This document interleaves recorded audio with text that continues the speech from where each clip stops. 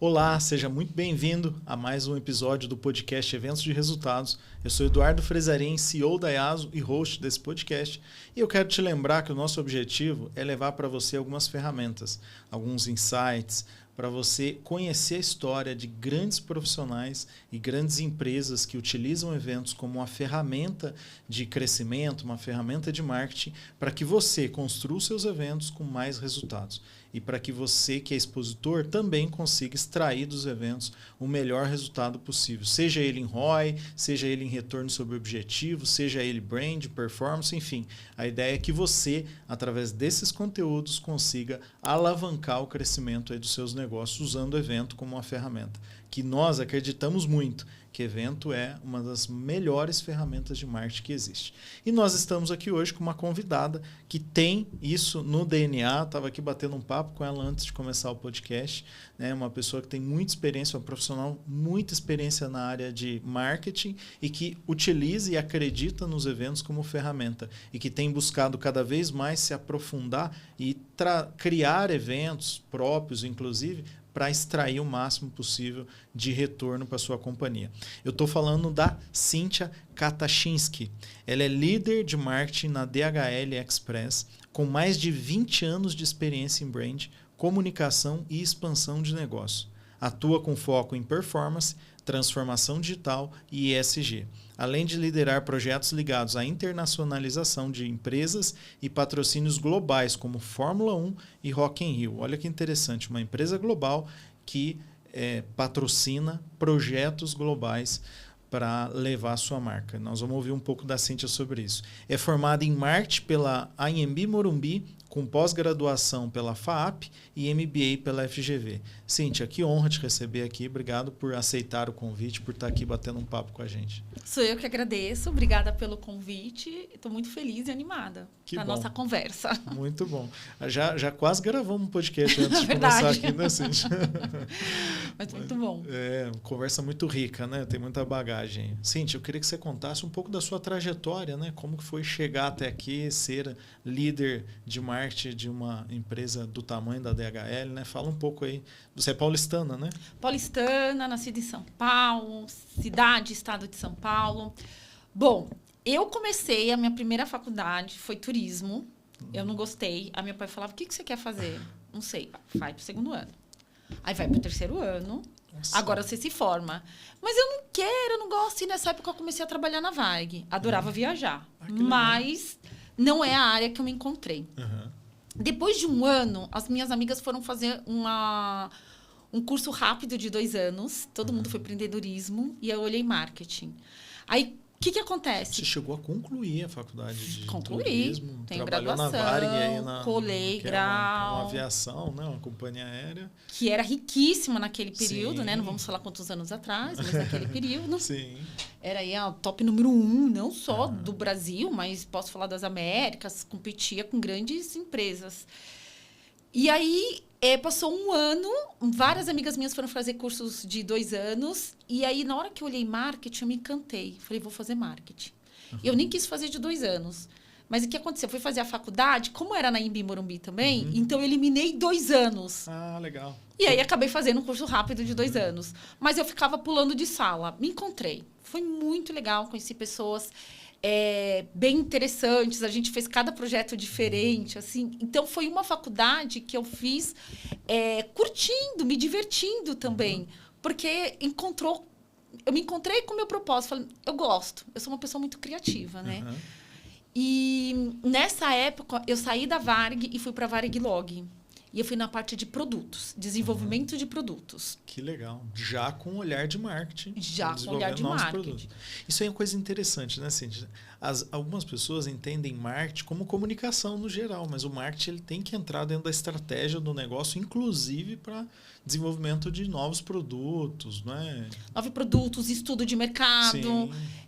Que hoje, né, sou responsável aí de todas as frentes de marketing. Então, tem marketing de comunicação, marketing de produtos, marketing de mercado.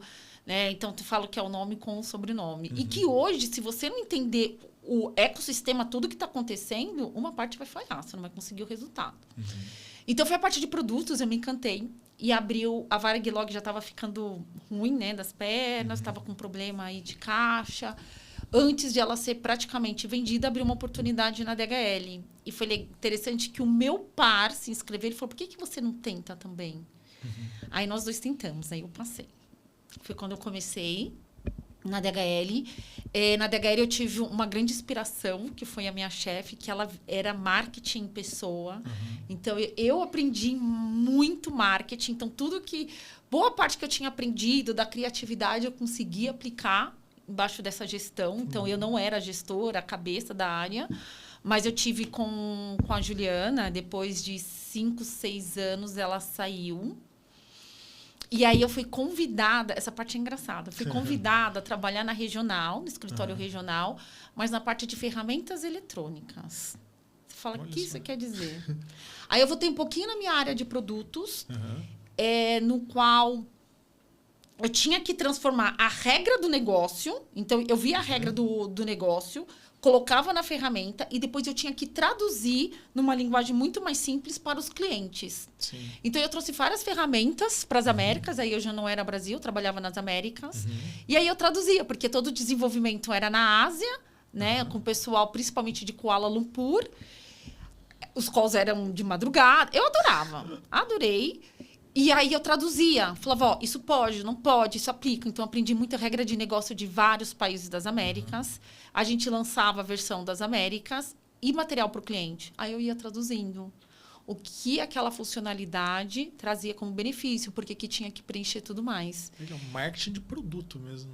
Você É o virou marketing... quase um PM também, um Product Manager misturado com marketing produto. Isso foi, imagino que isso te deu uma bagagem enorme, né? Aprendi, né? Eu lembro que no meu primeiro call foi muito engraçado. Eu estava com um diretor, né, de TI, com uma pessoa também do Brasil, que era de TI também, e eu da regional. Então, era baseado em São Paulo. Aí, acabou o primeiro call, eu falei assim, e aí, que língua que eles falaram? Aí, os dois, inglês. Eu falei, eu tô perdida. Eu falei, agora ferrou, porque eles não eram da minha área. Eu trabalhava sozinha.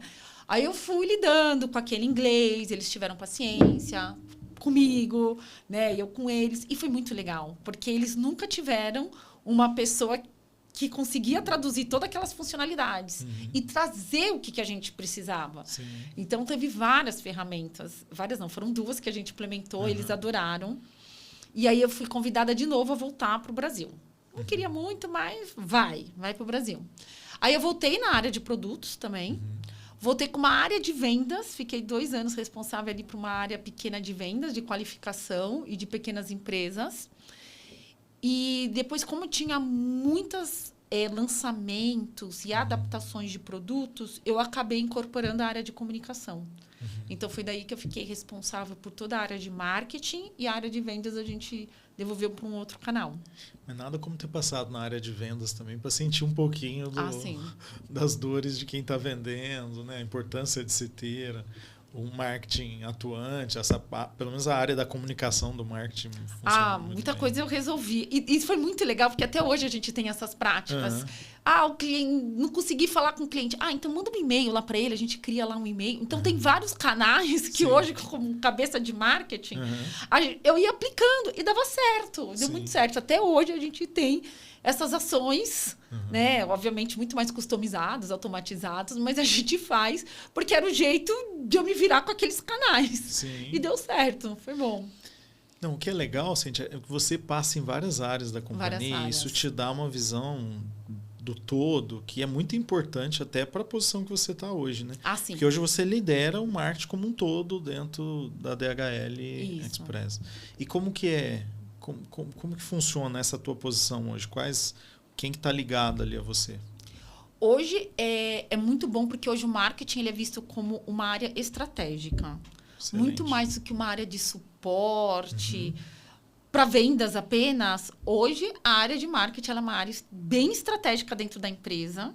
Então, eu sou responsável por um dos pilares da empresa. Dentro da área, a gente tem pessoas focadas em B2C, que são as nossas lojas. Sim. Então, hoje, qual é o nosso maior desafio?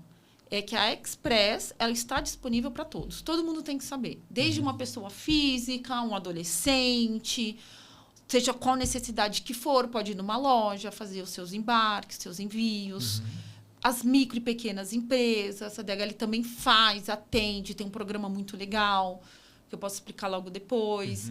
Médias, grandes empresas, multinacionais. Então, ela está disponível para todo mundo. Isso é o mais importante. O seu funil aí, a sua abrangência do marketing aumentou muito, né? Porque você fala com o B2B, fala com o B2C, você estava me dizendo que projetos muito nichados da área de saúde, de transporte de materiais, enfim. Então, você tem um amplo atuação aí de marketing, né? Eu tenho uma ampla atuação, como você falou do funil, mas eu tenho que fazer a multicanalidade funcionar, onde o cliente prefere estar. Porque cada um desses tem um canal, os canais diferentes que funcionam. Tem o que eu quero como empresa, o que o cliente quer. Sim. Então, muitas vezes a gente vai trabalhando, muitas não, a gente precisa reforçar e falar, a multicanalidade é onde o cliente quer estar. E é exatamente isso que a gente tem trabalhado cada vez mais. Onde o cliente quer ser atendido. Onde o cliente quer estar, o que é mais fácil para ele. Legal. Na vez, não no nosso ponto de vista, mas a gente respeita. Sim. E a gente já falou um pouco de DHL, mas conta um pouco de como que a DHL surgiu, né? Eu estava até te perguntando, é uma empresa americana, aí você me contou um pouco da história. Assim, para mim, eu lembro da marca DHL em filmes, em Fórmula 1, em grandes eventos, né? E é uma marca muito forte, né? Imagino que todo mundo que está nos assistindo já viu a marca DHL em algum lugar. Então é legal conhecer um pouco da história da companhia. A DHL ela é uma empresa, ela começou nos Estados Unidos, a história é bem bacana. Sim. Então eram 3 amigos, e eles moravam em São Francisco e iam para o Havaí para surfar. E eles começaram a vender prancha. E viram que no Havaí, a prancha de surf, o pessoal pagava mais. Então, cada vez mais eles queriam para Havaí para vender pranchas. Só que eles não podiam estar lá o tempo todo. E aí eles começaram a despachar as pranchas. Foi daí que foi criada a empresa de serviço, né, de despacho. Então, o DHL é a inicial de cada sobrenome deles. Olha. E em 2002, ela foi comprada pelo grupo Deutsche Post. 2 anos depois, mudou a cor. Antes era só vermelho com um fundo branco. E hoje é o fundo amarelo com o logo vermelho. Por muitos anos, ficou DHL Deutsche Post. E aí, quando assumiu o nosso novo CEO global, Tobias, aí ele mudou para a DHL Group. Que aí é o grupo não... imagina, hoje a potência que a DHL ainda deve ser conhecida globalmente por uma empresa, né? Deutsche Post, ele falou, não, é o grupo DHL. Então, hoje a gente já chama o grupo DHL. Que legal, né? A empresa que comprou acabou utilizando o nome de quem foi adquirido pelo tamanho da marca. Pelo tamanho da marca. Construiu. Foi legal. muito bom. E ela foi fundada, você estava me dizendo, nos anos 60, né? 8, isso. 68. 10 anos depois no Brasil. Há 10 anos depois Só já... 10 anos depois já estava no Brasil. Então, você vê a potência, como cresceu muito rápido. E hoje é global, não é? Hoje atende o mundo todo. Hoje é global. Os números devem ser enormes, assim, em termos de pontos, lojas, colaboradores, né? Deve ser números... A gente fala não, nós atendemos em 220 países e territórios. Se eu falar só países, se você olhar lá no Google, vai ver que não tem 220 países. Mas países e territórios nós estamos. Então, sim, ela é uma empresa global.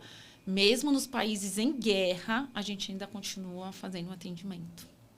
Operações muito especiais, né? Operações especiais, continua atendendo.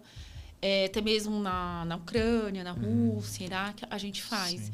E a gente tem comunicados internos que eles passam como que está a situação de cada país, quando o espaço aéreo está fechado, quando vai pelo rodo, quando eu tenho que suspender um pouquinho. Então, no auge da crise, da guerra, na verdade, do Iraque, Irã, então a gente recebia esses comunicados, o espaço aéreo está fechado, como que eu faço?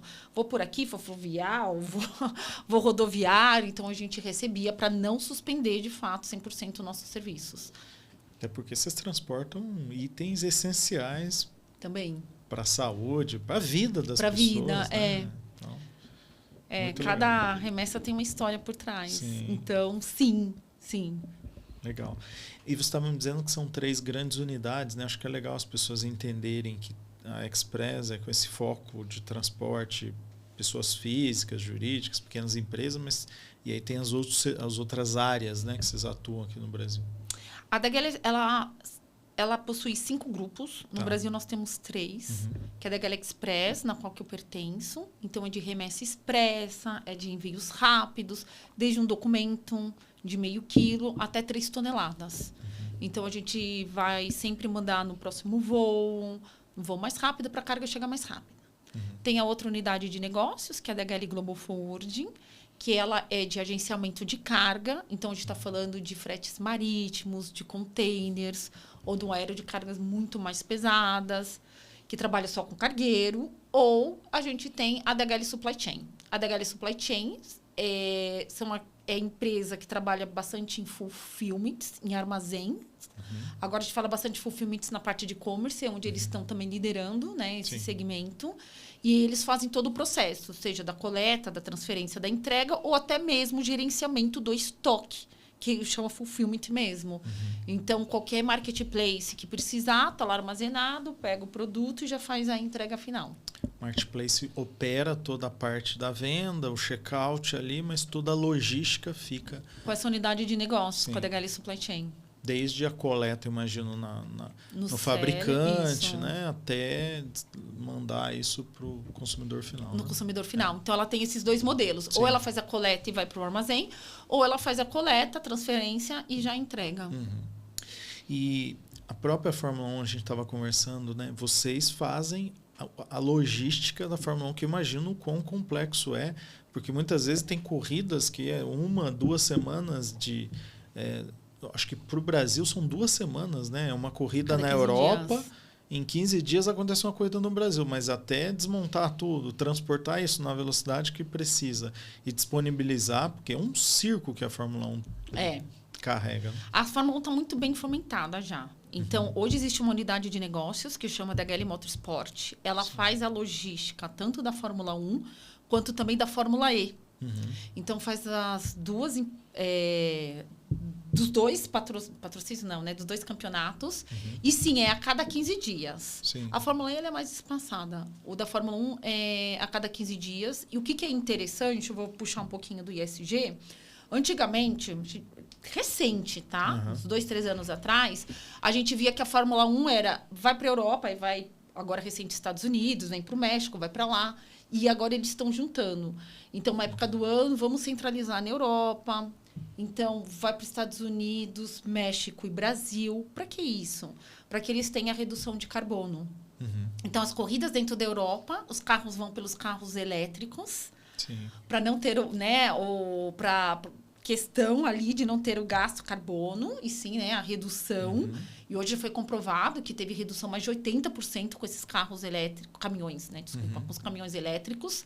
E também tem no voo, que a gente usa aviação sustentável, que chama SAF, né, mais conhecido. Mas mesmo assim, se você olhar calendário de 3 anos atrás para agora, você vai ver a concentração de corridas Europa, só Estados Unidos que não, mas dos Estados Unidos que vem para o México e vem para o Brasil, para que tenha essa pegada aí de carbono. Para fazer uma rota mais curta. Sim, então assim, tanto acho que os pilotos agradeceram, todos os colaboradores, mas o principal objetivo que foi feito isso é para ter uma redução de carbono. Muito legal isso. Eu não tinha essa visão. Para mim era só um ajuste de calendário mesmo. Não. Foi pensado nesse... E a gente já consegue comprovar o quanto que a gente reduziu no carbono. Sim. No caso da Europa, deu mais de 80%. Mais de 80%, imagina, que era sempre atravessando, né, oceanos, continentes, e agora você centraliza e faz carro elétrico.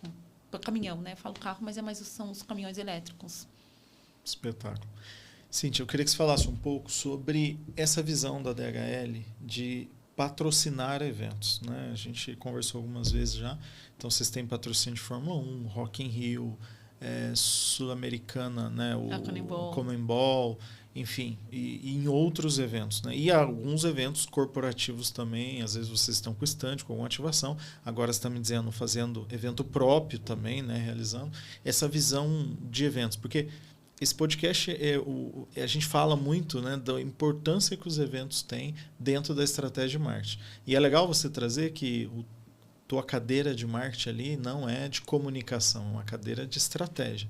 E o evento, ele entra, com certeza, dentro das estratégias que vocês têm, né? Eu queria que você falasse um pouco sobre isso. Então, eu vou dividir aí em duas partes. Tá. Eventos e patrocínios. Patrocínios globais são realizados, fechados pela DHL Global. Por que a gente faz? Para a gente... Qual é a mensagem que está por trás? Não só apenas o conhecimento da marca. Então, falando da Fórmula 1, toda a logística, a precisão, todo o conhecimento, o know-how, como que eu faço a entrada dos carros, a saída dos carros, para a gente fazer a mudança a cada 15 dias. E a DHL sempre tá exposta, né, o branding ali no box. Por quê?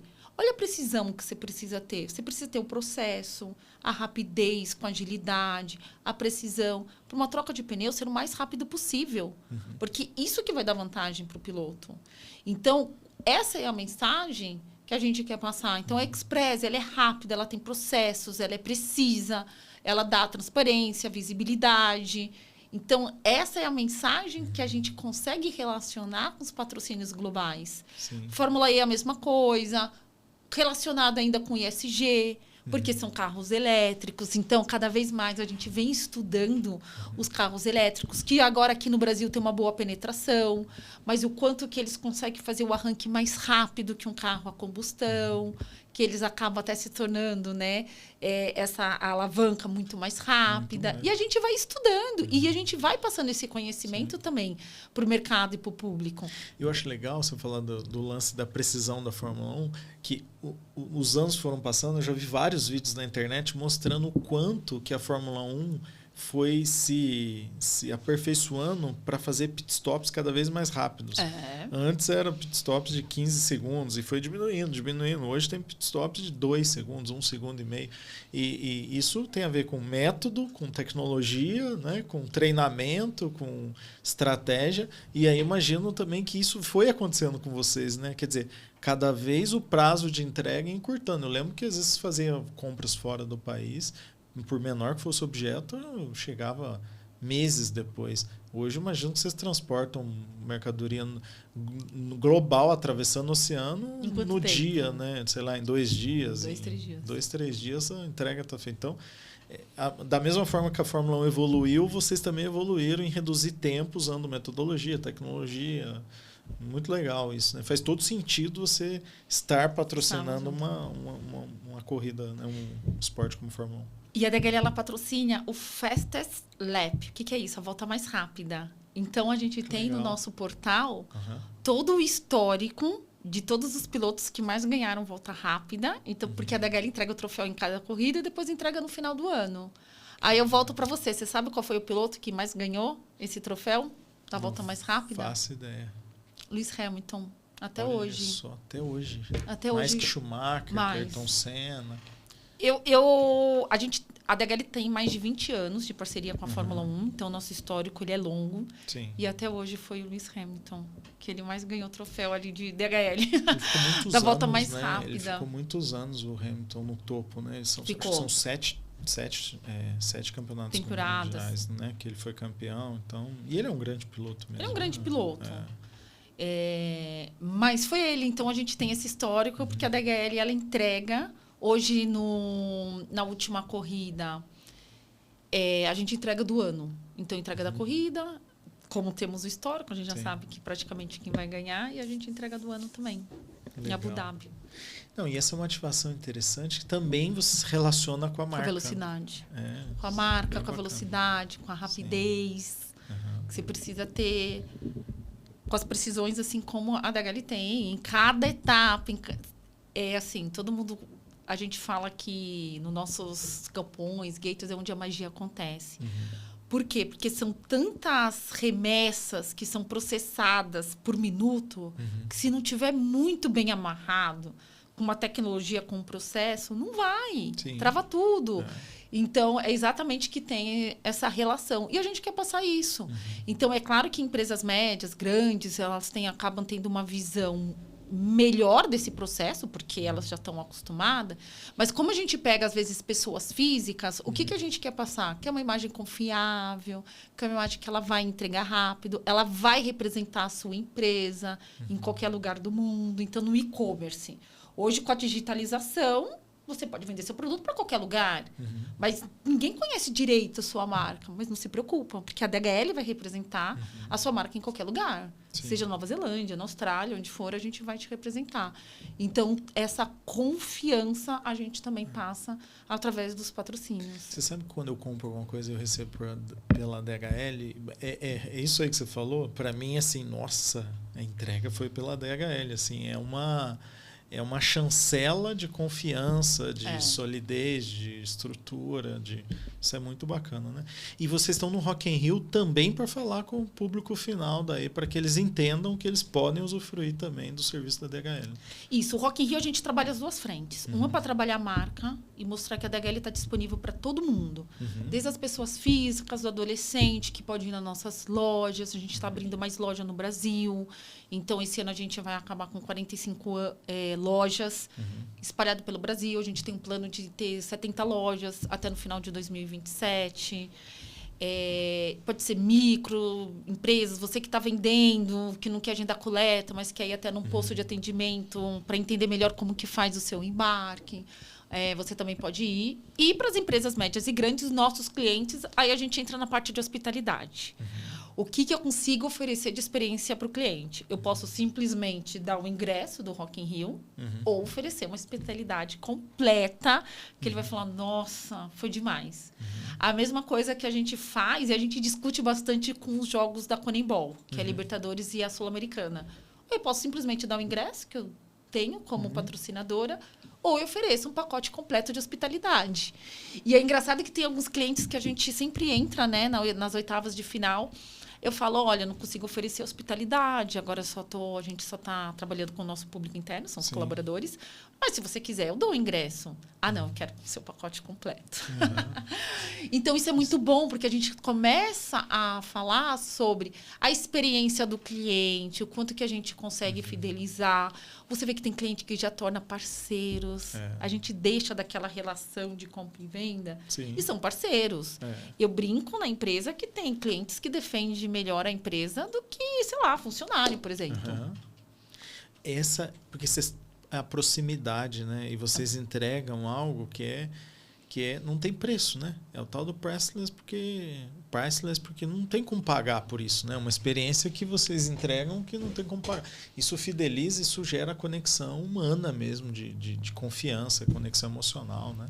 E essa geração humana que você fala DHL é perfeita? Não. Se tem uma empresa que fala que entrega 100% no prazo, vou falar, então, show me. Me mostra, porque não tem. A gente está falando de uma empresa de serviços, são pessoas, tem tecnologias e pessoas por trás. Mas quando acontece algo, tudo bem, os SLA são altos, mas quando acontece, não está satisfeito, simplesmente não muda. Ah, vamos conversar, pô, não está legal. Vamos mudar isso, olha essa parte que eu não gostei. Então, hoje, não posso nem falar grandes, nossos clientes voltam e falam, mas não está legal, vamos mudar? Poxa, na verdade, eu precisava desse serviço a mais. A gente fala, não, claro. E aí eu vou relacionar um outro tema. Como que a gente vem mudando? A gente falei bastante agora da experiência do cliente, na parte da hospitalidade, mas tem também na parte de vendas. Hoje, a nossa força de vendas, ela tem um treinamento. A gente mudou o nosso formato de vender para ser relevante ao cliente. Muito mais do processo de vendas. Eu não falo mais de DHL, eu falo sobre o seu negócio. O quanto é que eu dou insights, eu estudo o seu mercado, o quanto é que eu consigo agregar valor. E o agregar valor, que também tem muito sobre como a gente faz as campanhas digitais, eu deixo de falar só da empresa, mas eu falo de você como gestor. O quanto eu consigo ajudar você, pessoa física, atrás de uma empresa, né? Resumindo, a humanização. Então, a gente trabalha muito isso. A força de vendas também, ela acaba fazendo isso. Então, tanto nossa parte de comunicação, como a parte de vendas, para conseguir atender melhor o cliente. E fazer o quê? Um relacionamento humanizado, que a parceria, relacionamento humanizado. Quando ele precisa, quando eu preciso, a gente vai conversar para achar o melhor. Mas o que é legal nessa história toda, como vocês usam bem, Cíntia, os eventos, né? Porque o evento... Vamos pro evento. E assim, esse relacionamento que vocês criam, o evento ele proporciona isso, né? É um momento festivo, é um momento em que marca a memória de longo prazo, né? E aí vocês trazem esses grandes clientes e conectam eles de uma forma muito, muito eficiente, né? A forma como vocês utilizam. Quando a gente fala de patrocínios, é fácil fazer isso. Porque você vai lá para curtir, né? Você vai lá na Conibol, você vai assistir o seu time. Sim. Se ganhar, maravilhoso. Se não ganhar, a gente sofre junto, enfim. Né? Você tem todo o pacote de hospitalidade, mas você está no seu momento ali de diversão. Mas falando na parte de outras de eventos que a gente faz muito, eles são eventos mais nichados, de acordo com algumas indústrias. Então, recentemente, o e-commerce. A DHL, junto com a Supply Chain, obviamente que eu falei do fulfillment, de toda a solução que ela consegue trazer para toda essa comunidade, né? As duas juntas, a gente consegue oferecer uma solução completa para esse ecossistema. O que a gente fez? A gente saiu do fórum e-commerce e fizemos nosso evento de e-commerce. Como que eu consigo, de fato, fazer a experiência do cliente para que ele saia com a mesma satisfação e falar, uau, que evento? Então, a gente pensou desde o lugar, conteúdo.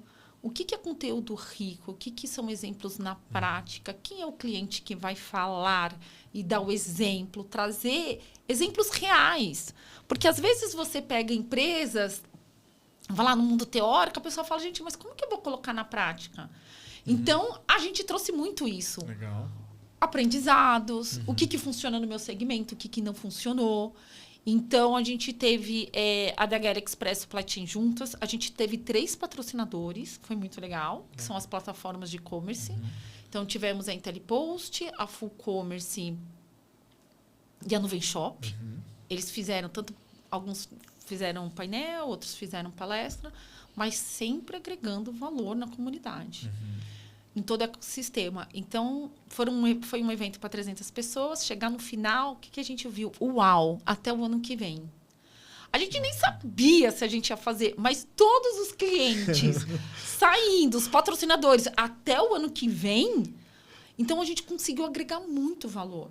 Então, mesmo que se oferece a experiência, né? Novamente, a experiência completa da diversão, que você saiu, nossa, que bacana. Você sai de um evento que é de conteúdo, que a gente agrega valor, fala de tendências, fala como que você pode mudar, o que você precisa fazer. Às vezes atende o seu mercado, às vezes não. Novamente, do e-commerce, a gente trouxe a palestra do Rafael Falcão. Bom, eu adoro ele, porque ele é um influenciador de marketing e ele traz muitas ferramentas de IA.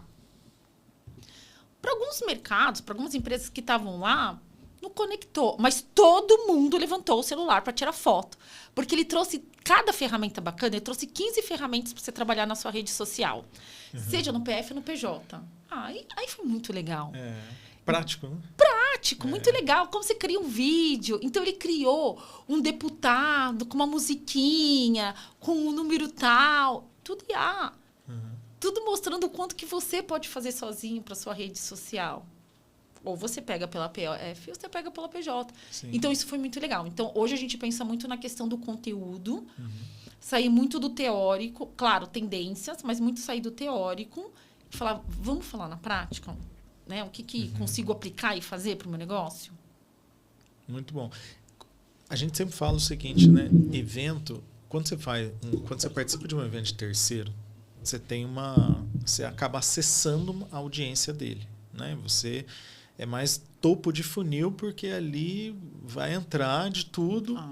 Tudo bem que o evento normalmente ele é nichado, né? Mas você tem níveis diferentes. Por mais nichado que o evento seja, dentro dele tem 10, 15, 20, 30 públicos diferentes. Porque tem o decisor, tem o influenciador, enfim, tem vários, né? Tem o estudante, tem o profissionais da área, então tem de tudo. E aí, quando você vai para um evento próprio, você controla a narrativa, né? Você controla a narrativa, você controla a audiência, porque a audiência daí é seu convidado, então você segmenta muito bem, você qualifica muito bem esse público que vai estar lá. A narrativa você controla total, porque você está num evento de terceiro, não tem controle da narrativa.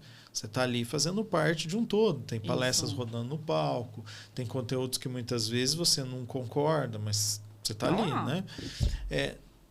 eu não vejo que um está certo ou está errado. Eu acho que é usar a estratégia. Você disse que já esteve muitos anos, né, com stand em eventos como o Fórum Commerce Brasil e outros. Mas hoje você decidiu, a DHL decidiu ter o seu próprio evento e foi um sucesso. Então a tendência é que ele continue acontecendo e deve até aumentar, crescer, né, em números aí nos próximos anos. Esse de e-commerce vai crescer, a gente vai ter que procurar outro lugar. Porque foram 300 participantes e com certeza a gente vai ter mais. E é isso. Então, como que a gente poderia agregar valor para os nossos patrocínios e para a gente? A primeira coisa, claro, o público. Então, quem é o público potencial para nós? Então, tanto nós como a nossa unidade, né, a supply chain, né, a Minha Par, a gente conversou bastante sobre isso. Conversamos com os nossos patrocinadores quem é o seu público. Claro, eles tiveram convites, chamaram seus clientes para agregar valor, né? Também para os clientes deles. Mas foi um alinhamento completo. O que a gente quer estar lá? E a gente trouxe esse pessoal do mercado. Então, esse foi um fator controlável. Existe o seu risco, existe. Mas, no final, ele é muito mais rico. Sim. Porque você pega todos os participantes falando a mesma língua, entendendo, interagindo, conversando igualmente com todas as marcas. Mas não é por isso que eu vou deixar de participar de outros eventos. Sim. Então, a gente combinou já com a Nuvem Shop que a DHL vai estar no evento da Nuvem Shop no final do ano, em outubro. Eu não deixo de participar. Você usa as duas Eu uso as duas estratégias. Duas ferramentas aí, porque elas têm funções diferentes, né? O meu objetivo acaba sendo um pouquinho diferente. Sim. Ou minha atuação. Mas eu uso as duas estratégias. Então, a DHL não está só criando evento próprio. A Supply Chain ela é muito forte no segmento de Life Science. Então, eles fazem um evento muito grande, muito rico também, para todo esse segmento, que ela já está muito tempo firmada, tem grandes clientes. Ela faz o seu evento próprio. É a mesma coisa do e-commerce. Agregando bastante valor para esse público. Mas ela também não deixa nós duas, né, duas unidades, a gente junta a DGF, de fazer um evento também de mercado. Nós estamos estudando outro evento de mercado para atuarmos juntas também. Sim. Como 3 unidades de negócio numa solução mais completa. Então, depende muito da estratégia. Sabe, e o que eu vejo, Cíntia, assim, você vai usando os eventos de terceiro, né? Eu digo empresas menores, a marca é muito conhecida, né? Mas, por exemplo, a Yaso, a gente está todo ano aí de 20 a 25 eventos, a gente tem stand. E a gente está usando muito bem para convidar prospects, clientes e capturar novos contatos, novos leads ali. E a gente está construindo uma base. Por quê? Porque a nossa ideia também é ter algum evento próprio, mais intimista, com controle da narrativa, que a gente possa até conectar os clientes, porque isso é importante. Sim. Quando a gente gera, né, essa possibilidade dos clientes conectarem. Mas é importante, quem está nos ouvindo, entender que assim, cada estratégia no momento certo. Né? Não adianta você, vou fazer um evento próprio para 300 pessoas. Se você não tem essa base, uma base sólida, construída entre o time comercial, o time de marketing que você vai ter. Então, é melhor continuar com a boca do funil aberta, participando de eventos e trazendo até você construir uma base. Porque para você ter 300, imagina que você convidou mais do que isso, né? Convidamos, mas eu acho que muito mais de base de clientes é o conhecimento, o seu know-how. Tá. Porque quando a gente banca um evento desses, nós bancamos. Sim. E deu certo. Porque eu tenho muito know-how por trás. Sim. Então, eu falo know-how desde áreas de marketing, desde as áreas comerciais, que pedimos ajuda, trabalhamos em conjunto com os patrocinadores e bancamos o evento. Foi muito bom, foi um sucesso. Sim. Então, eu acho que essa parte de conhecimento e de aprendizado, ela faz parte. Sim. Até a gente chegar numa conclusão e falar, agora eu vou sozinha. Então, por mais que você conhece o seu ecossistema, é que no caso eu estou falando já de indústrias, né? De cada indústrias. Mas por mais que você faz parte de uma dessas indústrias do ecossistema, é importante você falar o quanto que você está preparado ou não. Você tem que ver a sua jornada, qual é o seu momento de maturidade e falar, agora eu vou sozinha. Legal. Agora eu não vou. Sim. Tem indústria que eu não vou. Tenho 2. Será que eu tenho tenho que ir com as 3 unidades? Eu, como Express, assim como a DGF, que é a DHL Globo Forwarding, né? Em casa é DGF e Desk, tá? Então, já vou traduzir. Express, Desk e DGF. Assim como elas precisam da gente, e daí vai. Peraí, qual que é a minha maturidade? Onde que eu vou ou não vou? E tem segmento que as 3 não vão. Sim. Sozinhas bancar. Não. Eu vou no mercado, eu vou adquirir. Às vezes, a gente não vai fazer, por mais que eu tenha todo esse know-how, conhecimento, porque continua me trazendo retorno, eu continuo atuando. Ou pode chegar um momento, como foi do e-commerce, e falar, não, agora eu tenho a solução completa, agora eu posso fazer. Pode falar. Legal. Até falando nisso, esses 20 anos aí de experiência que você tem, né? De mais de 20, né? Não, peraí. Só não fazer as contas. É porque tá na sua mini bio aqui, tá? O que você acha que mudou no marketing, principalmente o B2B aí, nesses... Ou não mudou nada? É só uma questão de... Eu queria a tua visão, porque você tem uma bagagem muito sólida aí, passando em várias áreas do marketing, né? O que você acha que mudou?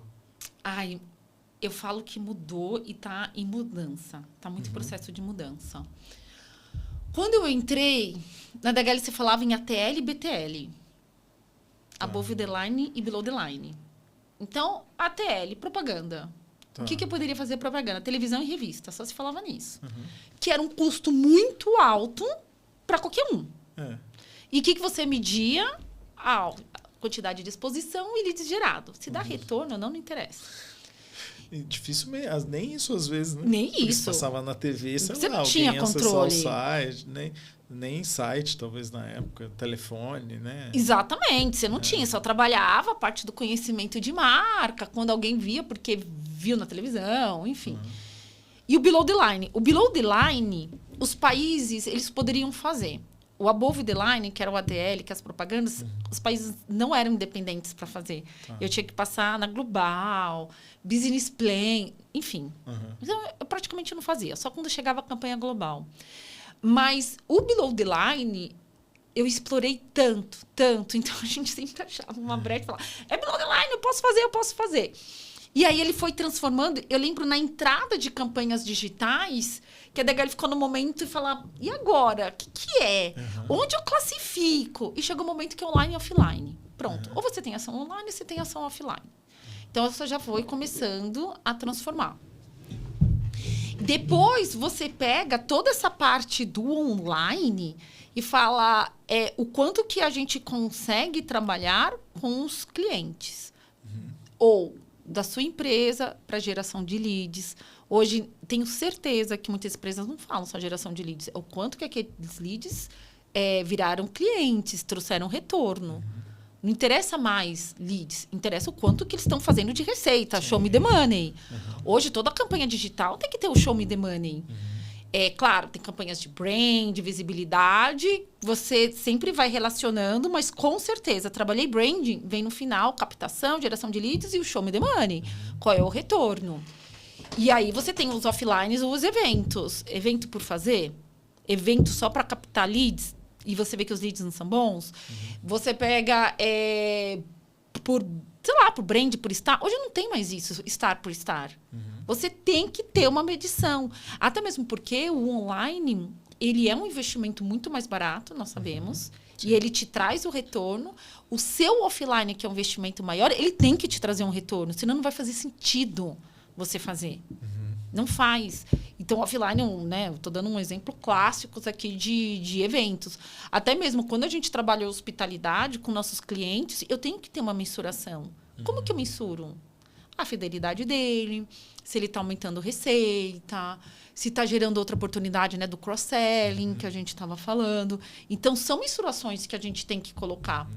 E aí eu vejo que hoje ele ainda está em transformação, porque você sai de SEO falando, tem que ter o SEO. Algumas empresas estão começando, a gente tem um pouco, a gente já fala de GEO, e estamos falando já de outros mercados de IA, que vai cada vez mais nos ajudar a falar com o nosso público final. E quem é o público final? Aí eu tenho que conhecer não só a empresa. Porque antes a gente falava o que é bom para a empresa. Hoje eu tenho que falar o que é bom para você. Sim. Olha, Eduardo, olha o quanto que eu vou agregar valor que está relacionado naquele treinamento de vendas. Lembra que eu comentei? Sim. Então, hoje, as nossas comunicações, ela também está focada nisso. Que eu falo que é o B2B mais humanizado, né? Que tem uma pessoa por trás.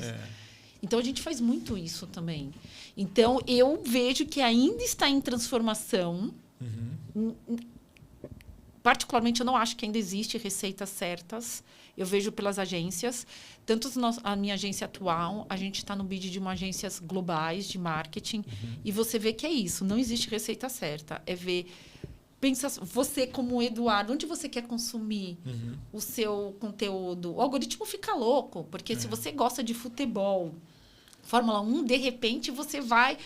Vou dar um exemplo. Vai para o Big Brother, o algoritmo fala, peraí, mas é isso. Sim. Aonde meu cliente consome o conteúdo? Como que eu consigo chamar a sua atenção? Sim.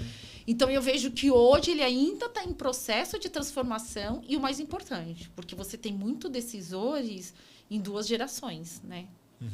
No meu tempo lá atrás, era uma geração só. Quando eu fazia persona, era 10 vezes mais fácil. Agora é Agora... metamorfose ambulância. Agora vai fazer a persona. Eu fiz, né? Eu voltei nesse... Falei, eu vou fazer um exercício básico de lição de casa para esse produto. Eu achei que ia ficar meia hora, a gente ficou em 1h30. Porque quem é o decisor? Como que é a característica? Você está com 2 gerações totalmente diferentes. Consome conteúdo online, sim. Eles consomem, mas aonde? Entendeu? Então, hoje eu vejo que ainda está em transformação. Sim. E eu vejo que ainda não existe a receita certinha. A gente, óbvio, acha o caminho ali das pedras, está gerando. Ainda bem, tá? Que eu tenho várias campanhas que rodam muito bem, mas tem que ir mudando. Pega o resultado. Não, peraí, vai mudar. A gente vai mudando o tempo todo. O tempo todo. E é muito interligado também, né, Cíntia? Eu já falei aqui em algum podcast, uma coisa que a IASO percebe. Quando a gente está com stand em evento, está lá com a nossa marca, a galera passando, as nossas campanhas de tráfego pago, tanto de Google quanto de Meta, performam melhor. Por quê? As pessoas estão cruzando com a nossa marca. Então, é comum que elas façam buscas, porque ela não vai buscar um produto, ela vai buscar a marca, porque ela fala, puxa, eu vi aquela empresa e parece que eles têm uma solução legal. Como é que é o nome? IASO. Então, 75% das nossas conversões em tráfego pago na semana que a gente está com stand de evento é usando o nome da empresa como palavra-chave. Então, essa conexão, se a gente não entende isso, você também começa a pensar assim, não, o tráfego pago, o digital está performando Deixa muito bem. Deixa eu só ir para lá, então. Eu não preciso do offline, né, do evento e tal. Mas não, é uma junção das 2 coisas, né? Mas também se eu fico só no offline e não estou disponível no marketing digital para que as pessoas me achem fácil, para que elas encontrem também conteúdo, né? Porque a gente tem um podcast, porque a gente quer também entregar conteúdo, a gente quer contribuir para o mercado entender, poxa, não é só uma troca de lead, né? Eles estão entregando conteúdo. Então, mas é muito complexo, né? É legal porque você, como você passou em todas essas áreas, você tem essa visão bacana, assim, do 360, né? E precisa ser analisado o tempo inteiro. Imagina que você olha muitos indicadores. Quais os principais indicadores que você costuma olhar? Antes de responder, em janeiro eu estava lá no nosso escritório regional, a gente teve uma palestra e aí de uma agência, e que ele trouxe... Não sei se foi da agência ou foi do Google. Vou dar um exemplo, tá? Não é a Fast Shop, mas era uma empresa de eletrônicos, tá? Lá dos Estados Unidos. E aí ele reclamou com essa agência falando, olha, eu não vou mais investir, né, no Google. A gente não estava falando de Meta, estava falando do Google. Porque as minhas conversões, as vendas estão acontecendo nas lojas. Aí ele falou, não, exatamente isso. Poxa, mas está acontecendo na loja porque a pessoa busca... Está querendo saber mais sobre o eletrônico. E aí eles começaram a rastrear, buscar, né, desmiuçar onde estava vindo. As pesquisas estavam sendo feitas dentro das lojas. Olha só. Dentro das lojas. A única diferença que ele pegou e falou, então é esse mesmo. Ou então, dentro do dia, já estava exatamente o produto selecionado Só que a pessoa queria naquele momento, ou estava na loja, mas o raio da venda final era aproximadamente 5 quilômetros.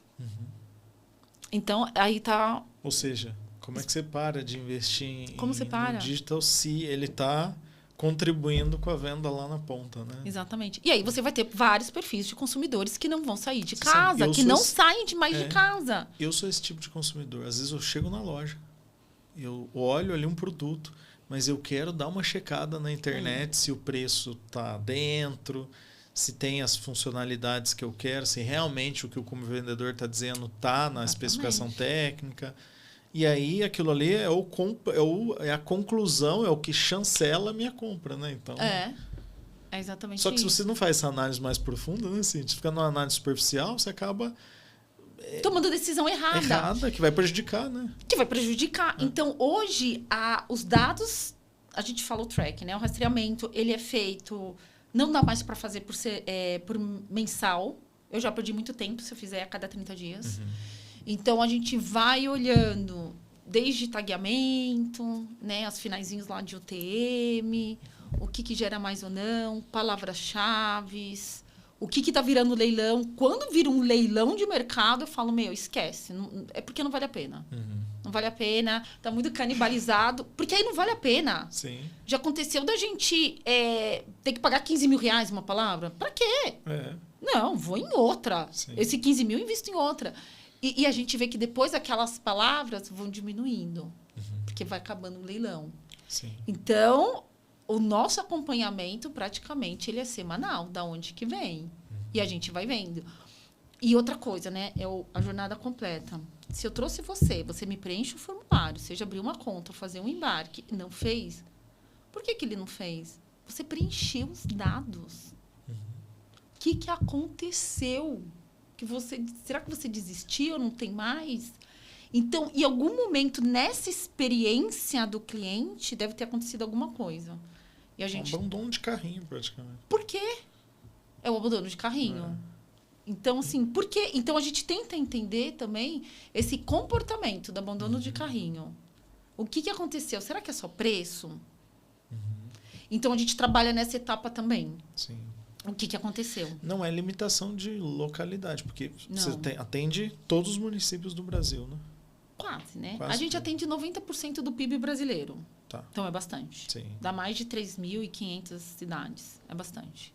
É bastante. Para atender 90% do PIB, sim. Sim. Muito bom. E os indicadores, você costuma acompanhar? Quais os principais indicadores que você costuma olhar, Cíntia? Eu faço a conta de trás para frente. Primeiro, o que me gera receita. Tá. Então, a equipe sabe. Vou trabalhar tal coisa para medir engajamento. Não. Então, eu sou uma pessoa focada em resultados. Tá. Então, eu vou fazer a conta de trás para frente. Receita, muitas ações. E aí, eu vou voltando. Então, no online, o que hoje que a gente faz como estratégia? O meu funil, ele é muito grande. As pessoas estão... Funil de todas as empresas são grandes, quando você está falando de leads.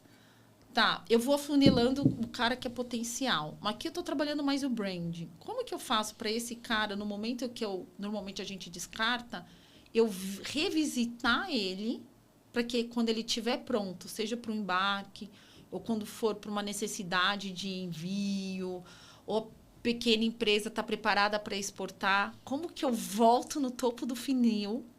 Faço, né? Todo mundo fala remarketing, mas o remarketing, ele é uma ação muito próxima. Como que eu posso revisitar esse pessoal depois de um tempo e falar, você ainda considera DHL? Você ainda quer fazer um embarque comigo? Então, essa é uma das ações que a gente está voltando a fazer. Então, claro, é a questão, a gente desmiuça todo esse funil, como que ele está chegando, quem é o potencial, e aí vai tudo, tá? Qual campanha que mais está dando certo, seja display, Google, Meta, é tudo. YouTube a gente está explorando, às vezes a gente explora no TikTok, que é um grande canal também. Legal. Para a venda de produtos. Ainda não tem serviços. Então, às vezes, a gente está uma cutucada ali, ó. E serviços? Quando vai ter? Né? Não é uma plataforma? Sim. Então, a gente vai vendo o que vai trazendo mais resultados de leads e conversão. E aí, como eu falo, nesses momentos que eu perdi, que tá no parking lot, que não foram convertidos, qual que é a experiência dele? O que aconteceu para não ter convertido? Às vezes, realmente, é um lead não potencial, claro. Mas, às vezes, não é, sabia? E, às vezes, do abandono do carrinho, às vezes pode ter um grande potencial. Sim. Então, a gente vai avaliando isso também. Eu sinto que o consumidor, ele é muito imediatista, né? Muito. Quando ele cai numa campanha, alguma coisa, ele precisa despachar e talvez entra, ele quer resolver ali na hora e talvez por algum motivo ele não conclui e aí um dia depois, sei lá, mudou a cabeça, ele esqueceu, foi para outros métodos mais tradicionais. E esse trabalho de rastrear, de acompanhar ele, já que ele iniciou um processo, é muito importante para lembrá-lo de que você continua ali à disposição, que você continua ali com a solução pronta, né? Esse foi um aprendizado, né? Então, é claro que a gente tem que buscar, né? Eu trabalho bastante assim com a minha equipe, porque como a gente é focado em resultado, se eu só investir mais e olhar só no processo como um todo, como sempre, com mais um, e dou esse resultado, se eu não buscar fazer algo diferente, eu vou ter sempre o mesmo resultado. E um dos aprendizados que a gente teve foi com o Sebrae. A gente fechou a parceria com o Sebrae para a gente ajudar as micro e pequenas empresas a exportar. Então, por que nós corremos ao Sebrae? No Brasil, existe em torno de 22 milhões de micros e pequenas empresas. Quanto? Mais de 22 milhões. Nossa. É que tem os CNPJs repetidos, então se olhar... Repetidos não, desculpa, da mesma empresa, né? Eles vão abrindo outro CNPJ, mas o dado do Sebrae é 22 milhões. Menos de 1% exporta. Então, em vez de ficar correndo no mercado para roubar aquele cara que exporta, como que eu posso prepará-lo para ele, né, fazer a sua exportação? Prepará-lo desde comportamental, tirar o medo dele, criar a confiança, dar o conhecimento técnico. Então, desde o conhecimento técnico para ele preparar todo o produto dele para internacionalização, assim como na parte da logística, que eu falo, eu tenho conhecimento, eu vou representar a sua empresa, deixa comigo. E aí, o que acontece? A gente viu que essa jornada de aprendizado dos clientes, ela não é tão rápida. Ela demora. Porque a mesma pessoa do micro e da pequena empresa que vai fazer o curso é a mesma pessoa que faz o produto, é a mesma pessoa que faz o rótulo, é a mesma pessoa que faz a embalagem, que emite a nota, que vai para o seu contador. E aí, o que estava acontecendo? Essas pessoas que estavam se preparando, tá no topo do meu funil, ela quer, mas ela não está pronta agora. O que eu faço? Então, foi essa visão, com esse conhecimento, eu falei, gente, isso pode acontecer com outras empresas. Ou com pessoas físicas. Eu cotei agora, mas espera aí, minha embalagem não está pronta, ainda vou comprar o presente da minha sobrinha, que mora na Itália. Ou eu que moro longe da minha mãe mora lá na Colômbia. Eu ainda vou comprar, mas eu já cotei. Então, espera aí, mas lembra de mim daqui a alguns dias. Então, eu saio dessa visão do processo... né? De 1 mais 1 mais 1, A mais B mais C, D, e falo, não, peraí, o que tem nesse intermediário que eu posso fazer diferente? E foi através desse aprendizado e falar, às vezes as pessoas não estão preparadas, mas eu quero que eu seja top of mind quando ela tiver. E dentro disso, o que você acha que a empresa brasileira ela tem que priorizar aí para conseguir acessar o mercado exterior, começar a exportar? Porque eu imagino que uma das coisas que seja um medo e uma preocupação é questões de alfândega, tributárias, porque a exportação ela envolve, né, tanto importar quanto exportar, envolve custos tributários, né, altos, inclusive. E talvez as pessoas não saibam como fazer, né? Eu gosto muito da Apex. A Apex também faz esse trabalho, né? E eu tenho visto também, Cíntia, cada vez mais empresas brasileiras participando de feiras fora do Brasil, né? Estava com o pessoal eu estive na Euroshop, na Alemanha, que é em Düsseldorf, tinha um monte, assim, acho que tinha mais de 50 expositores brasileiros. Então, isso é legal. A Apex, junto com o Sebrae, tem feito um trabalho para ajudar as empresas a participarem das feiras, para começar a fomentar negócios fora, mas eu imagino que essas já estão mais preparadas. Mas e aquela que não? Que ela nem está imaginando de ir numa feira fora ainda. Ela precisa começar a olhar o mercado externo. Que você começa, por onde você acha que essa empresa deveria começar? Antes de responder, eu vou contar um pouquinho a nossa história. A gente como DHL, falou, poxa, eu vou abordar essa empresa, eu vou motivá-la, né? Tá. Para ela ir lá internacionalizar. Eu falei, é fácil, né? Eu, como faço empresa, serviço de transporte, vai lá, manda o seu produto, eu te dou lá, faço os documentos de embarque e vai. Não é isso, sim. Então, você precisa ter uma capacitação, adaptar o seu produto, adaptar o rótulo, o que pode, o que não pode, entender quem é o seu comprador, às vezes pode ser golpe, não pode ser golpe. Hoje a digitalização, ela tá aí, você está preparado? Porque hoje você pode acessar o Instagram do mundo inteiro, até da China, porque a ferramenta ela traduz para você. Mas a empresa chinesa está preparada para vender? Hoje a Ali, se você quiser fazer uma pergunta em português, ela traduz para o chinês. Você não precisa ficar mais mandando aquele inglês. O cara manda aquele inglês horrível, a ferramenta já traduz para você. Hoje a digitalização, ela tá aí. E para tudo, tá? Você pode ver no LinkedIn, eu vejo, às vezes eu falo, eu vou testar a tradução desse daqui. Eu falo, nossa, tá aí, para tudo. Então, hoje a gente fala muito, a empresa, ela se preparar. Eu não tinha esse know-how. A DHL não tem, ela tem know-how de logística. Então, o que a gente fala? A parte de alfândega, de conhecimento, das taxas, das documentações, eu vou te orientar. Você vai saber tudo antes do seu embarque. Legal. Você vai saber o quanto que você vai pagar de frete, quanto você vai pagar você ou o seu cliente final, vai pagar das taxas de importações, quanto tempo. A gente, às vezes, ajuda na negociação. Não, você tem que cobrar uma amostra. Pode cobrar uma amostra. Manda enviar uma amostra, pede para ele dividir, porque vai que é golpe. Que legal. Vocês ajudam, assim, vão muito além da logística hoje. Porque, às vezes, a pessoa fala, ele está pedindo 20 amostras desse produto. A gente fala, não, 20 amostras, uma quantidade de 20 não é amostra. Ele já vai fazer alguma coisa com o seu produto. E a gente fala, a Receita Federal não considera. Amostra é amostra. Então, é verdade. E aí é engraçado que, às vezes, nos próximos encontros, menina, você tem razão? Era golpe que ele queria revender, ele queria aproveitar. Enfim. Então, toda essa parte de logística, a gente dá o suporte. Realmente é uma cartilha que a gente faz. E o preparo dessa empresa é o Sebrae. Você falou da Apex, mas um dos programas da Apex, que é o PayEx, passaram para alguns estados do Sebrae. Legal. Então, como é um programa... Você opera, né? Eles acabam operando. Então, muitos estados, eles fazem o programa de PayEx, de 6 meses, e a gente dá continuidade na logística. Que legal. Então, às vezes... Isso é uma parceria nacional, DHL ainda tá em sim e não. Tá. Então, tem alguns projetos que é nacional e outros projetos a gente entra em cada estado. Tá. Então, o mais fortes hoje que a gente tem é tanto no Paraná quanto no Rio de Janeiro. Então, as empresas vão nessas missões. A gente faz uma reunião antes. O que você precisa saber para mandar a amostra?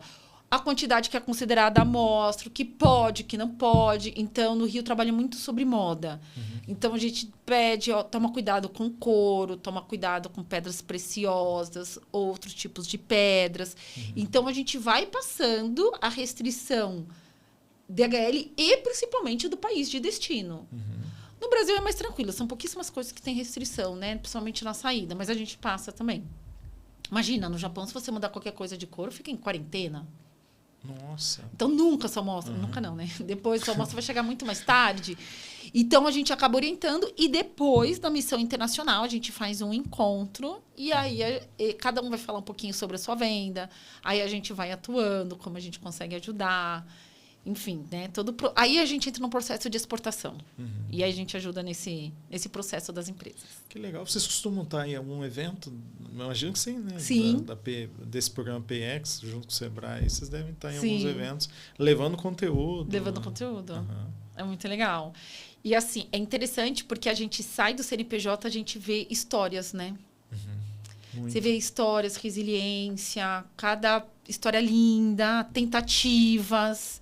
muitos casos de sucessos fenomenais, fenomenais, que tem uns que entram, que eu falo, caramba, não, já estou exportando não sei quanto, mas você vê que é uma exportação errada, a gente vai e orienta. Mas não, faz courier com fechamento de câmbio, para que você vai pagar essa taxa? Mas o que é courier? E a gente explica, fala, nossa, que maravilha! Aí o cliente volta e fala, nossa, eu já tive um saving. É tudo falta de conhecimento e a gente vai orientando. Muito legal isso, porque assim, vocês como estão no mundo inteiro e conhecem muito bem, vocês orientam, vocês têm um papel assim de educação fantástica do mercado, né? Mostrar e tem um potencial enorme de exportação no nosso país, né? Tem. Cíntia? Tem muita coisa boa aqui que pode ser exportado, né? No mundo todo. Hoje o forte é commodity, todo mundo sabe, né? Que é a nossa balança comercial. Quando a gente pega a importação, o Brasil é um país importador. Sim. Então a gente sai das commodities e aí você vê. E é interessante que tem muita empresa pequena e média que já importou e não exportou. E a gente fala, mas é tão mais fácil. É interessante que a gente exporta commodities, né? A gente envia muita commodity para fora.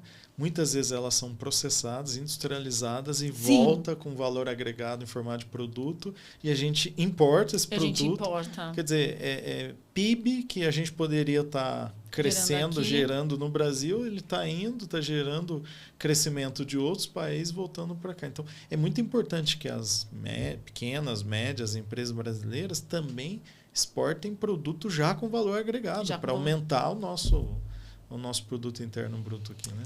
Esse é um papel do Sebrae. A gente vê que quando eles trabalham com as indústrias, são indústrias bem diferenciadas.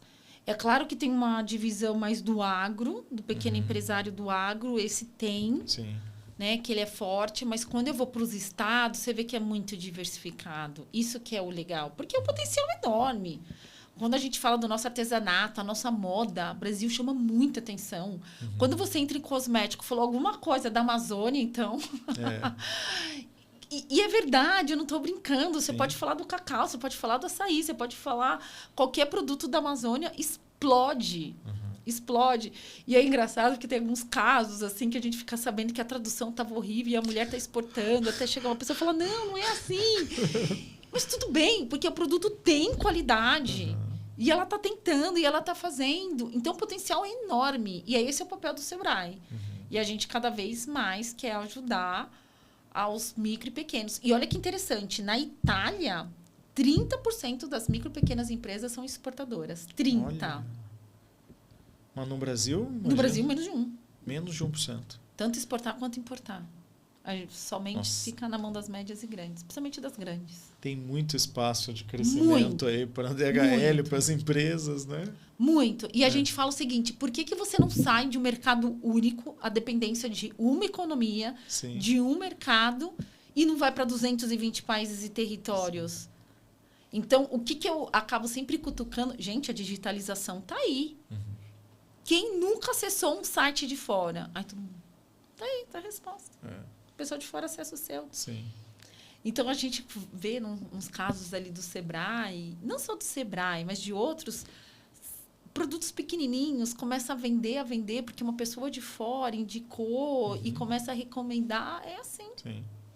Mas eu imagino que seja importante começar por alguns alvos, né, Cíntia? Para também não dilui muito o esforço, né? Talvez decidir ali por um país, um destino e trabalhar aquilo até aquilo começar a funcionar para abrir novas frentes. Né? O Sebrae trabalha muito isso. Ele fala, peraí, vamos definir um foco, né?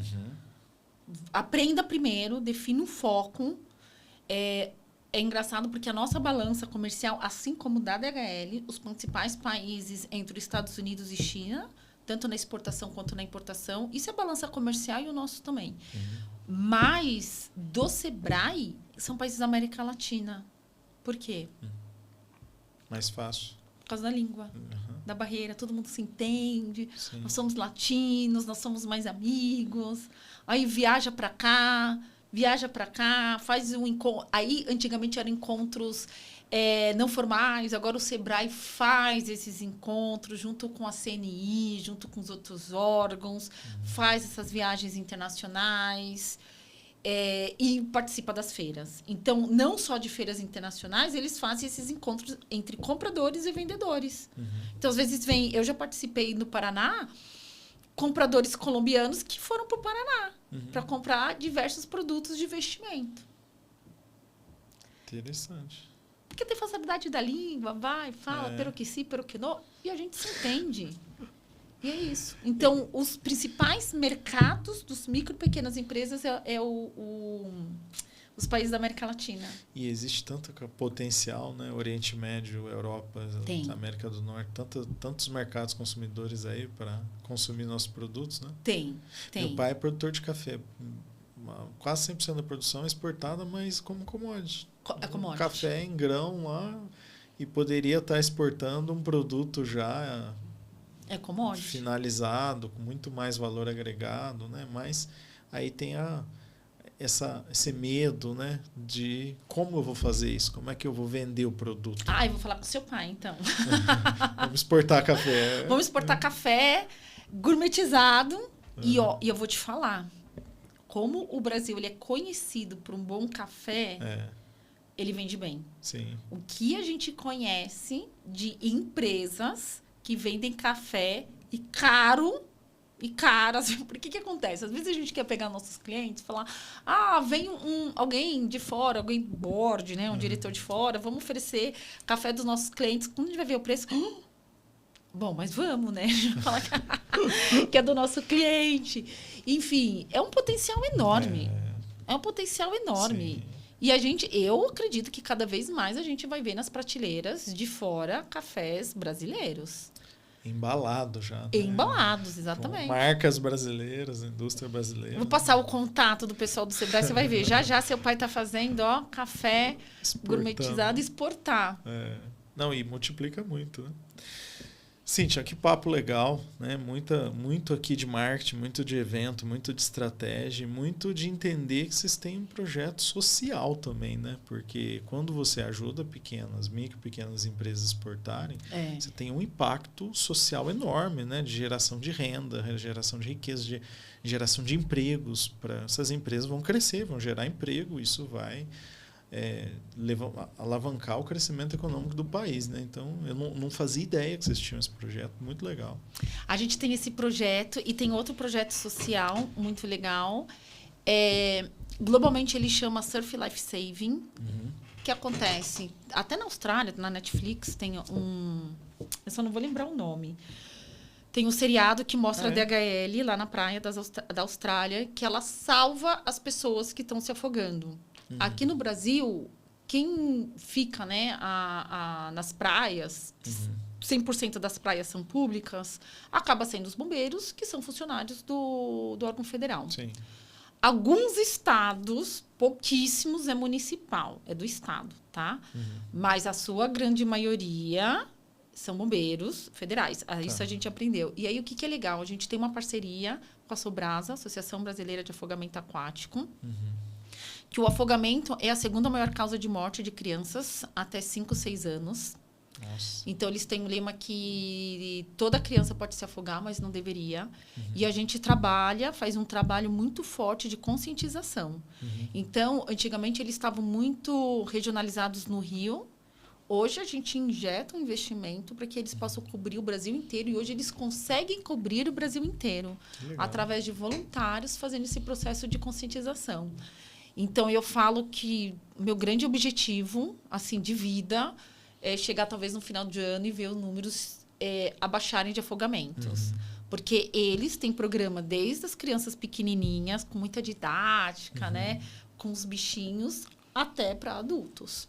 Que legal isso. Fazendo a conscientização. E principalmente por surfista. Se você for por um surfista, ele já salvou alguma vida. Não, e é bem legal porque tem a ver até com a raiz da empresa, né? Que começou lá transportando prancha de surf lá no começo, né? Muito bacana. E faz isso em parceria com escolas? Como é? Eles vão em escolas, eles vão em academias. Teve uma vez que eu recebi, do nada, no meio da tarde, um dos voluntários que eu tinha contato, que a gente fez uma ação em Natal. Todo 25 de julho é o Dia Internacional contra o Afogamento Aquático. E aí a gente, né, a DHL, junto com eles, estamos nessa capital que eles escolhem para fazer uma ação. Então, além da ação de conscientização grande na praia, a gente faz uma ação de inclusão.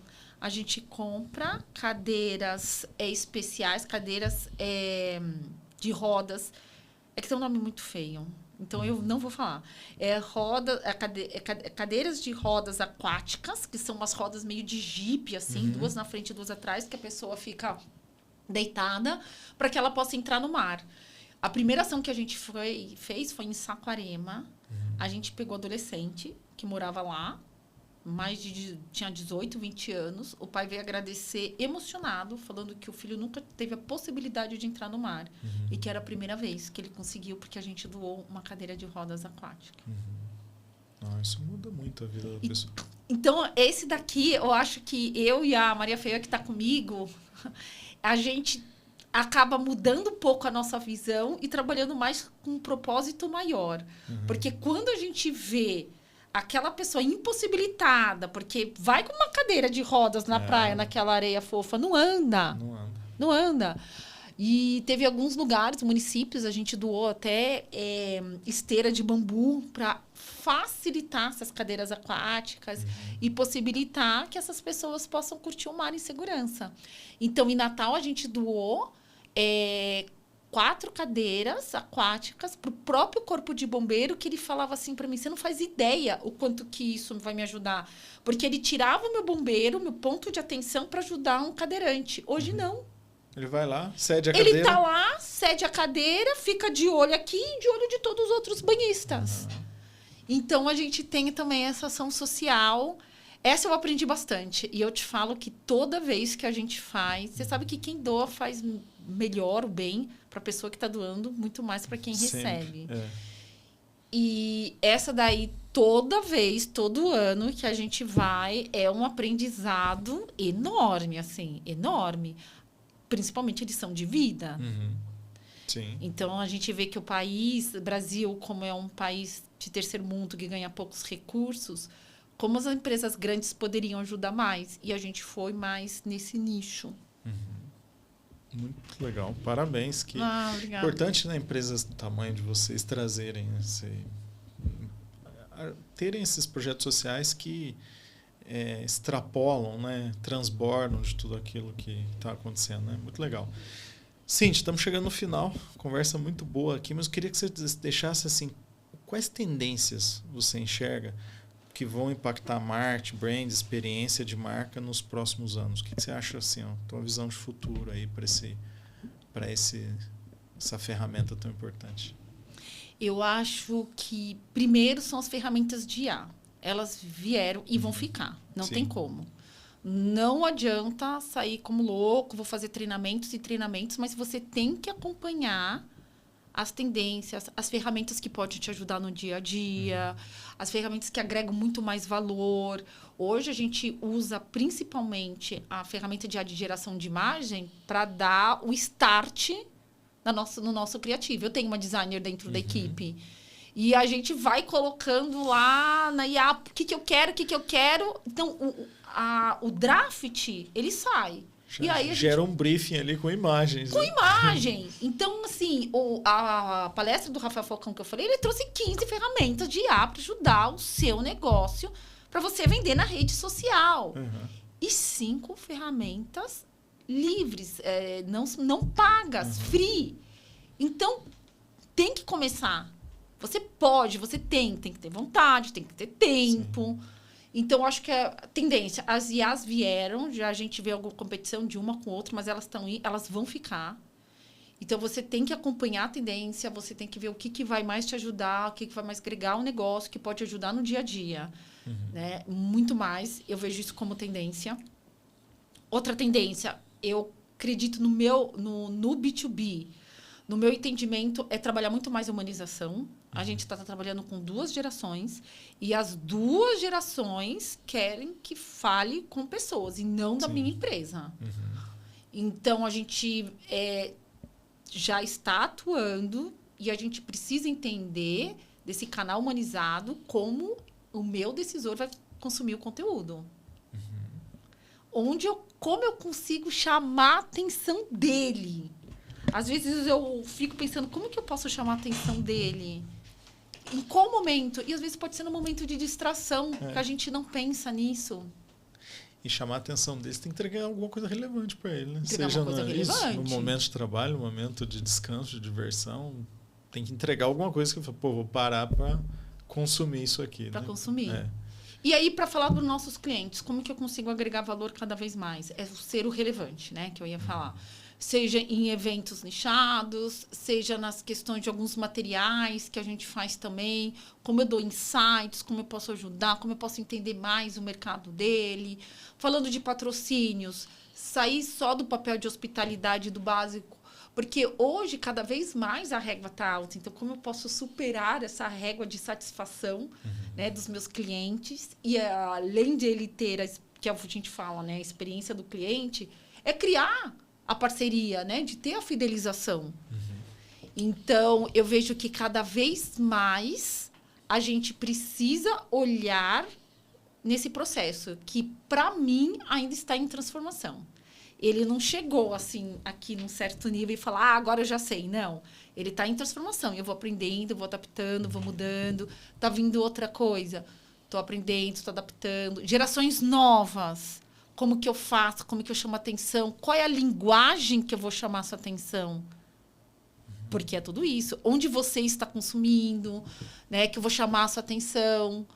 Então, eu vejo que a gente está no mercado ainda em transição. E, assim, acertos e erros. Tem que testar. Tem que testar.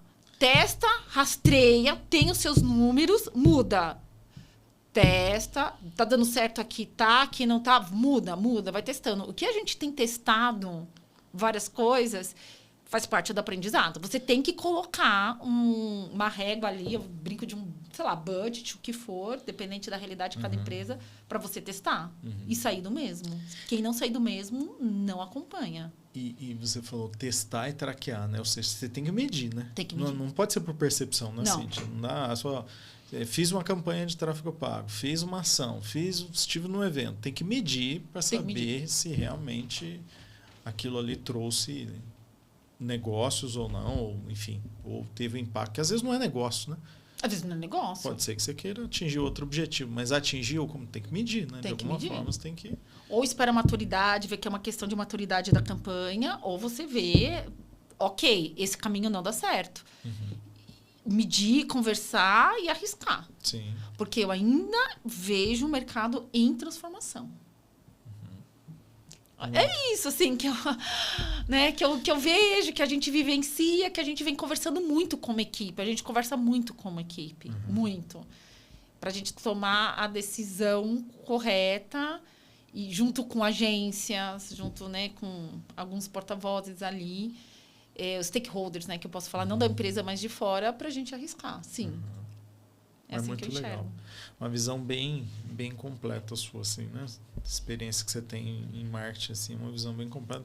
E a gente precisa entender que não é simples, né? A gente não pode... A gente, quer dizer, a gente tem que buscar fazer simples as coisas, mas sem ser simplista, né? Sem medir é muito importante, né? Fazer um café da manhã na empresa e convidar 5 clientes, eu preciso medir qual foi, né?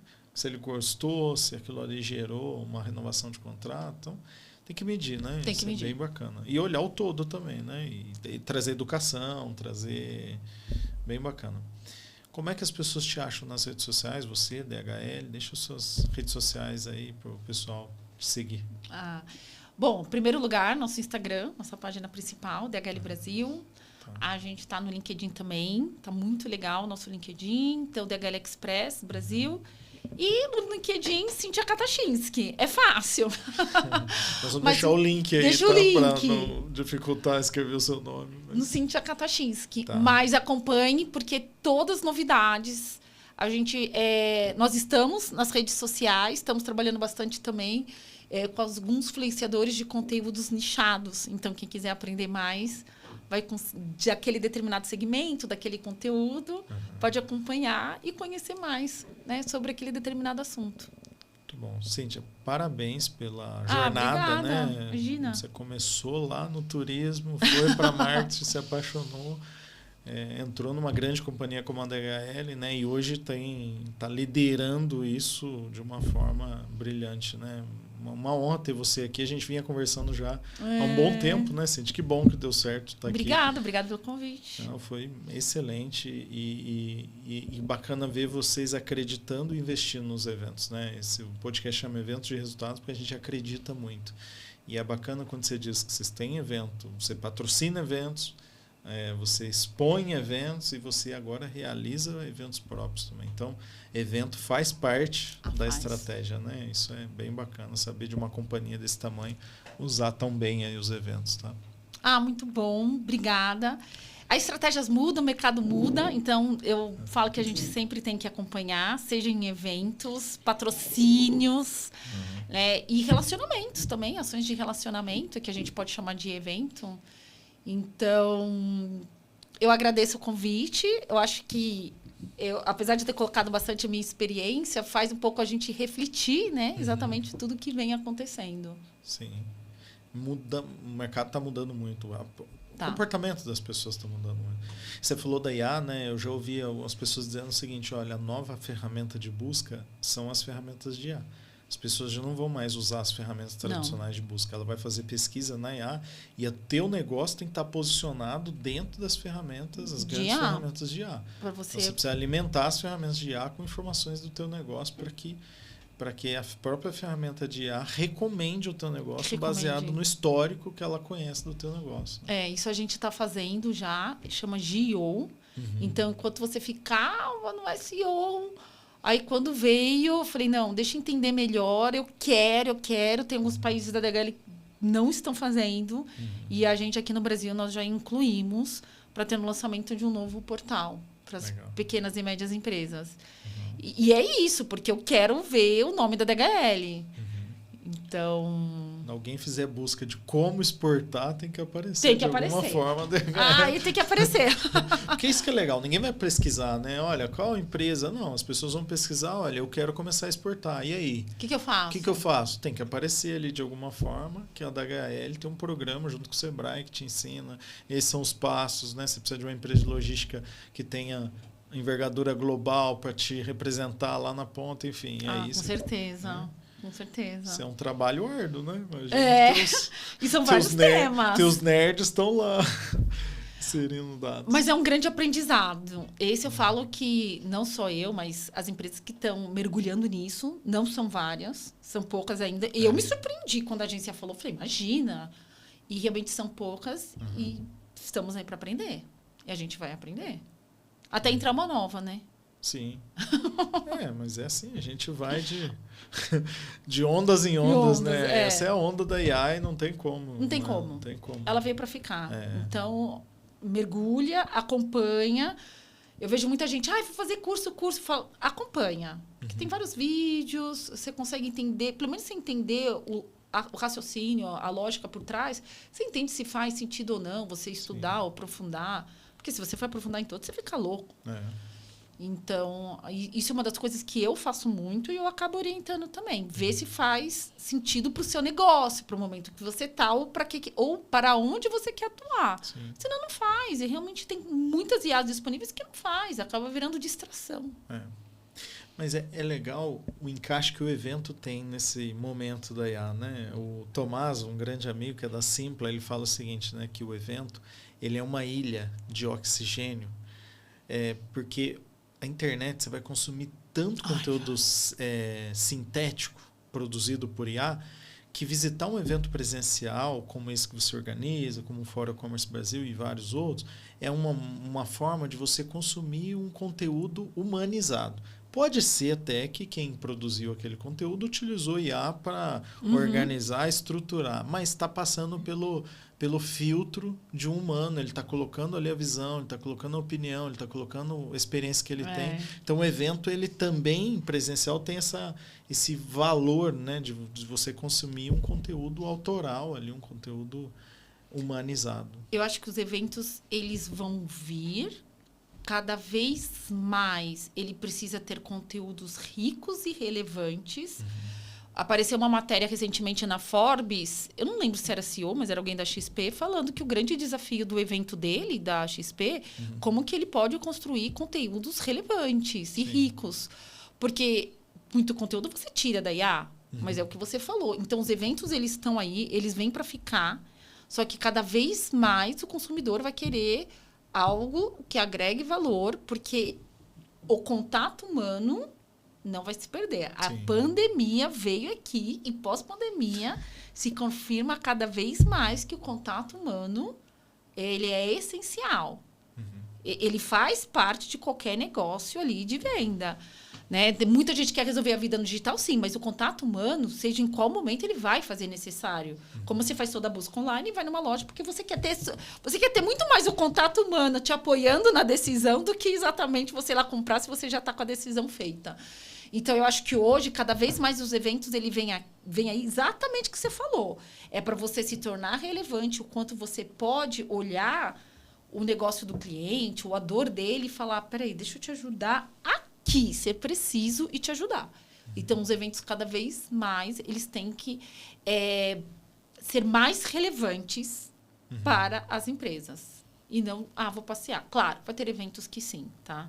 Então, eu estou falando muito mais de um B2B nichado para as indústrias do que eventos para os grandes públicos. Vamos separar aqui, tá? Porque eu mesma gosto de grandes eventos, seja eles alimentícios ou eletrodoméstico, quem não adora. Eu entro como pessoa física, consumidor, que é outro mercado. Mas aqui que eu estou falando principalmente do B2B, que você precisa ser o relevante. Sim. Mesmo nessas feiras você precisa, né? Porque senão, como que você vai fazer a pessoa tomar a decisão de ir lá para ter o seu contato humano? Sim. Até o stand precisa ser relevante hoje, né? Muito comum. No Fórum E-Commerce Brasil, vários stands se tornam plenárias de conteúdo mais nichado, né? Que não é jabá. As pessoas não podem... Um stand que entrega conteúdo não pode ser apresentar a ferramenta. Precisa ser conteúdo que agregue valor ao dia a dia de quem está ali consumindo. E é claro que, consequentemente, o produto ele vai fornecer a base para aquilo que vai ser entregue ali, né? Mas concordo muito contigo. Muito bem, isso aí, Cíntia. Obrigada, foi muito bom. Foi muito bom mesmo fazer essa reflexão ali como todo do marketing.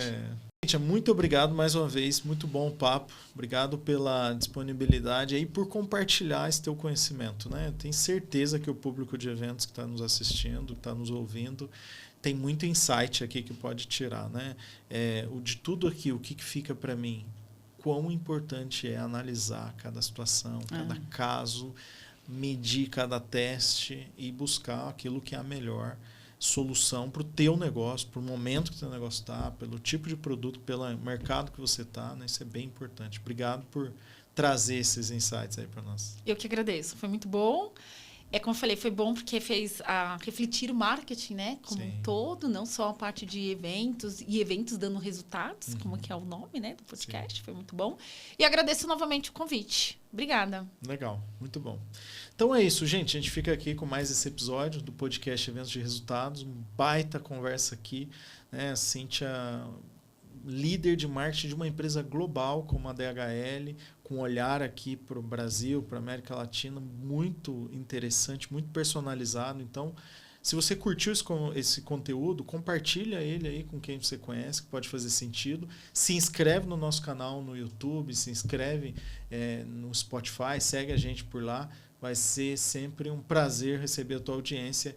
E a cada 15 dias a gente tem conteúdo novo aqui, com um único objetivo: ajudar você a construir melhores resultados nos seus eventos. Muito obrigado e até a próxima. Valeu!